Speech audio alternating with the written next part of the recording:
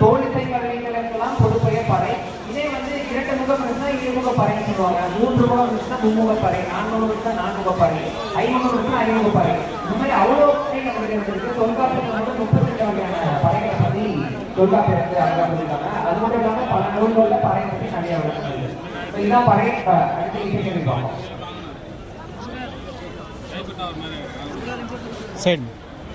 Okay, so அடுத்த இசைக்கருவி பார்த்தீங்கன்னா இது பார்க்க இசைக்கருவி மாதிரியே இருக்காது. ஒரு என்னன்னா நம்ம அப்படின்னு தெரியும். நம்ம கிட்ட 3வது திணை ஒன்று இருக்கு. அது என்ன திணை சொல்லுங்க? ஹலோ, கொஞ்சம் சைடு ப்ளீஸ். சைடு வயலும் வயல் சார்ந்த. இப்போ வயல்ல எப்படிப்பட்ட பொருளை எதுக்கு பயன்படுத்துவாங்க? மரக்கா, படி, படின்னு சொல்லுவாங்க. அது சின்ன சின்ன ஒவ்வொரு சைஸ்ல இருக்கு.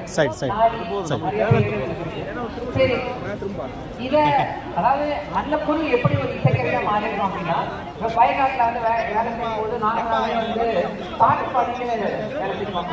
Sir side sir. பாட்டு பாடுறது ரொம்ப கஷ்டமா இருக்கும், கூச்சப்படுறாங்க பாட்டு பாடுறதுக்கு. பட் ஆனால் நான் ஆப்பிரிக்கா போயிருந்தேன் 3 மாதம் ஜாம்பியா ஜிம்பாப்வே இருந்தேன். அங்கே வந்து பார்த்தீங்கன்னா அவங்க எப்பயுமே அந்த நாற்று நடும்போது பாட்டு பாடுறாங்க. அது எப்படின்னா அந்த டைமிங்க்கு நாற்று நடுறாங்க கரெக்டாக லைனா. இப்போ வந்து நம்ம 1 2 3 4 எப்படி 1ல கிளாப் பண்ணுறோம், அவங்க 1ல கரெக்டாக நாற்று நடுவாங்க. 2 3 4 அடுத்த இடத்துக்கு போவாங்க. ஸோ 1 2 3 4 1 2 அந்த 1க்கு மட்டும் போவாங்க. அப்போ இசையால எல்லாமே இருக்கு.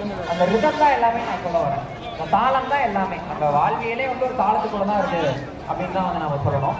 அப்போ அவங்க வந்து நாற்று நடும்போது பாட்டு பாடுறாங்க. பாட்டு பாட போது அவங்களுக்கு ஒரு பக்கவாதியமா ஏதாவது ஒரு வாதியம் தேவையில்லை, இசைக்கருவி ஏதோ ஒன்று தேவை. அதை வந்து இன்னும் நல்லா ஒரு சூப்பரா கொண்டு போகிறதுக்கு.